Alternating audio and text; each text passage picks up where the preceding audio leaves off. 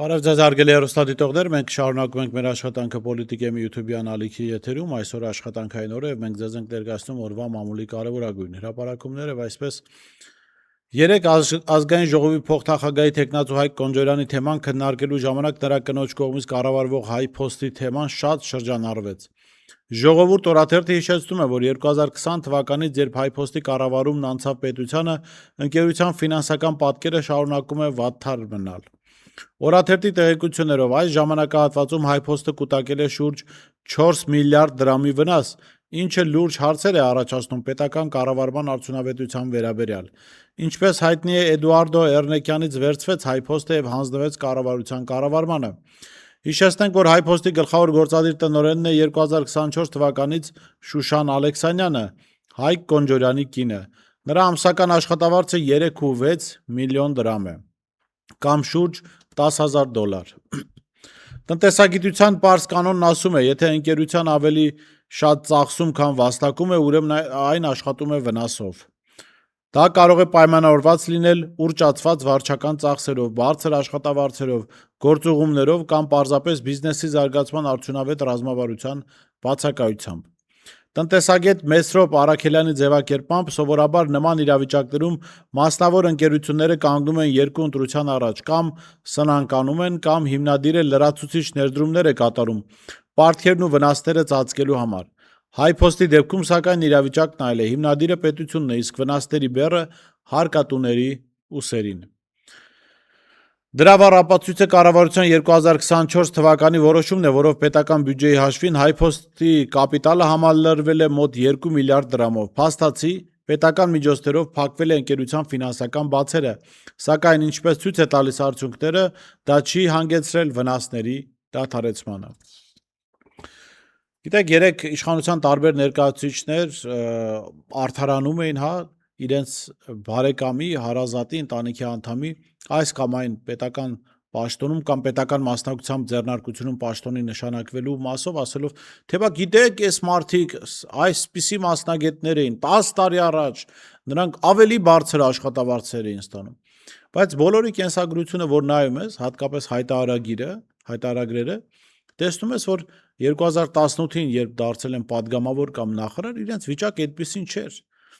Իրենց կանայք այդպիսի փողեր չէին ստանում։ Որովհետև եթե ստանում էին, դա հայտարարագրով պետք է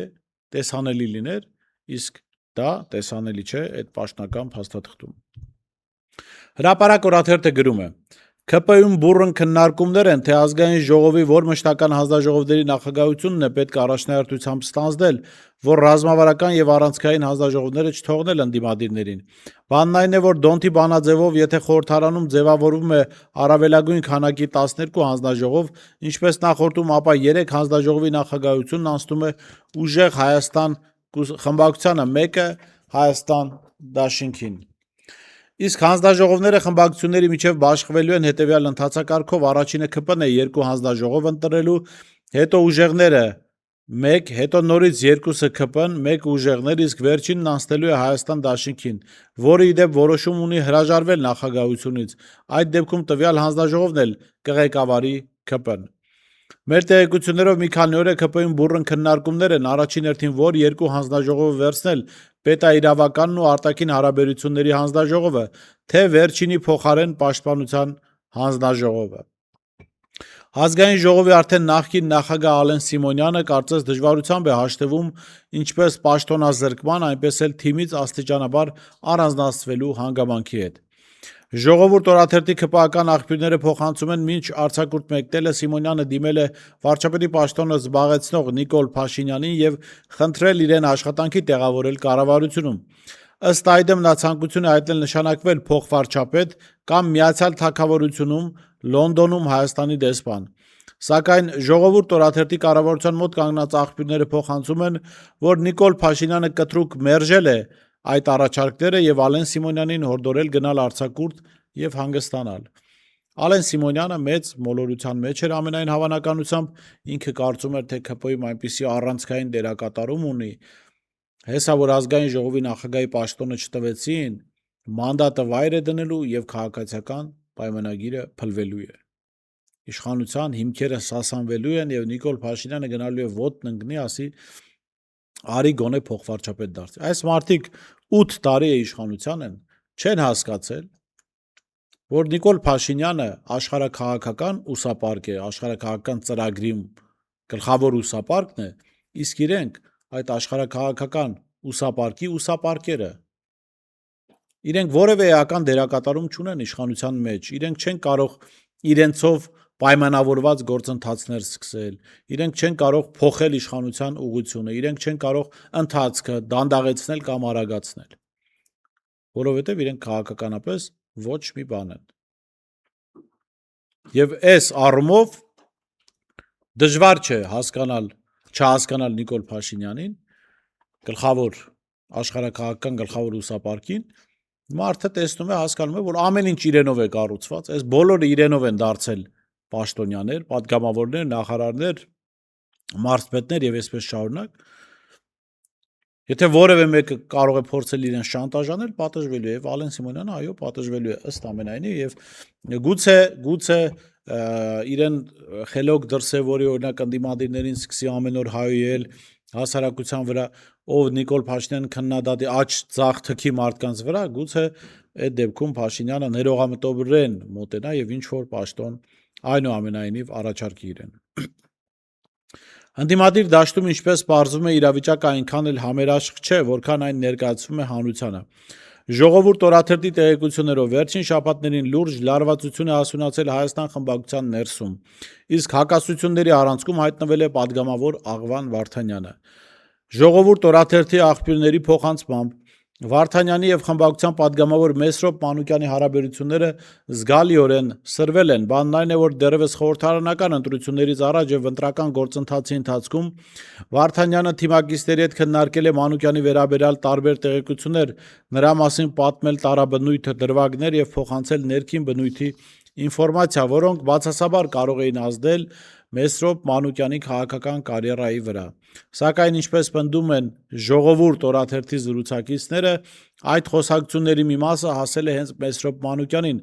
Արդյունքում երկու պատգամավորների միջև ձևավորվել է փոխադարձ անվստահության մթնոլորտ,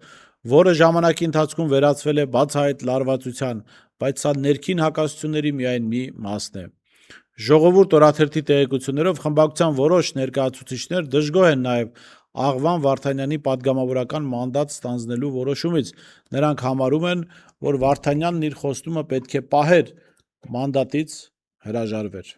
Ժողովուրդ օրաթերթը գրում է. խորհրդարանական վերջին զարգացումների ֆոնին քաղաքացիական պայմանագիր խմբակցության անդամ Արտյոմ Մեհրաբյանի համար պատգամավոր լինելը շատ կարճ տևեց։ Նա չկա նոր խորհրդարանում, սակայն նրա պաշտոնավարման ընթացքն ու ներկայացրած հայտարարագրերը բավականին ուշագրավ պատկեր են ստեղծում։ Օրաթերթը ցանկացել է պարզել, թե ով էր ի վերջո ԿՊԱ-ական այս պատգամավորը եւ ինչ ունեցվածքով է նա հեռանում քաղաքական ասպարեզից։ Ուսումնասիրելով նրա անցած ուղին ու ֆինանսական միջոցների շարժը, պաշտոնը ստանձնելիս եւ հեռանալիս, ունեցվածքը մինչեւ խորհրդարան գալը եւ 130 միլիոն դրամի առեղծվածը։ Արտյոմ Մեհրաբյանը, ով ժողովրդական հայրենի կուսակցության նախկին փոխնախագահ Վաղամերիկ Ղուկաս Մեհրաբյանի որդին է, մինչև խորհրդարան հասնելը զբաղվել է մի շարք առանցքային պաշտոններ։ 2019 թվականին նա Աչափճակ վարչական շրջանի աշխատակազմի քարտուղարն էր, ապա Չարենցավանի հաստոցաշինական գործարանի տնօրեն, իսկ 2022-24 թվականներին ղեկավարում էր ԲՏԱ նախարարության ռազմաարդյունաբերության կոմիտեն։ Հետևիր սրտիդ ձայնին, այն քեզ ուզում է տանել անհայտ հեռուներ, վայելիր աշխարհի չքնաղ քաղաքներն ու արևոտ լողափերը նոր զգացողություններով, նոր համերով։ 2026-ը թող լինի հույսերի, մոտիվացիայի, նպատակների իրագործման տարի։ Եվ հիշեք, ամեն ինչ սկսվում է մեկ որոշումից։ Նոր տարին գալիս է նոր հնարավորություններով ու արկածներով։ Քո հաջորդ արկածը մեկ թռիչքի հեռավորության վրա է։ Travel with M 095 89 20 48 Փաստ օրաթերթը գրում է. Ազգային ժողովի քաղաքացիական պայմանագիր խմբակցության պատգամավոր Սարիկ Մինասյանը լրագրողի հետ զրույցում անդրադառնալով խորհրդարանում իր հետագա գործունեությանն ու վարքագծին արել է այնպիսի արտահայտություն. կարող է այդտեղ չհայոյեմ, հանեմ դուրս հայոյեմ։ Առաջին հայացքից կենցաղային թվացող այս դրսևորումը իրականում պատահականություն չէ, այն առաջիկա խորհրդարանական գործընթացներից առաջ յուրօրինակ առաջին ծիծեռնակն է եւ հստակ ակնարկ, թե ինչպես է իշխող ուժը պատրաստվում իրեն պահել նաեւ ապագա խորհրդարանում։ Ուշագրավ է, որ նման վարքագիծը դրսևորվում է ամենաբարձր մակարդակով, թեև ազգային ժողովի նախագահ դարձած Ռուբեն Ռուբինյանն իր նախընտրական ելույթում ընդդիմությանը կոչեր անում հարաբերությունները սկսել զրոյական կետից, միևնույն ժամանակ հենց ընդդիմության հասցեին հայտարարում էր, թե հակառակ պարագայում նրանք կստանան այն, ինչ նախկինում եղել է։ Սա ըստ էության նույն սպառնալից վարքագծի դրսևորումն է իշխանություն-ընդդիմություն հարաբերություններում։ Գիտեք, շատ զարմանալի է, որ ընդդիմությունից եղան մարդիկ, ովքեր հավատում էին, որ իշխանությունը իրենց համերաշխության կոչ է անում։ Իշխանությունը իրականում համերաշխության կոչ չէր անում, իշխանությունը անում էր հնազանդության կոչ։ Ասում էր կգաք մեր հակահայկական քաղաքականությունն իրացնելիս շուխուր շամաթա չեք անի, ձեզ ձեռք չենք տա, առողջ, անվնաս խորհրդարանից դուրս կգաք։ Եթե սա թարգմանենք հայերեն, իրենց երեկվա ելույթները, եւ Սարիկ Մինասյանի դրսևորումն էլ է դրա ապացույցը, որ իրենք չեն պատրաստվում հանդուրժել ընդդիմադիր падգամավորների այս կամ այն դրսևորումը։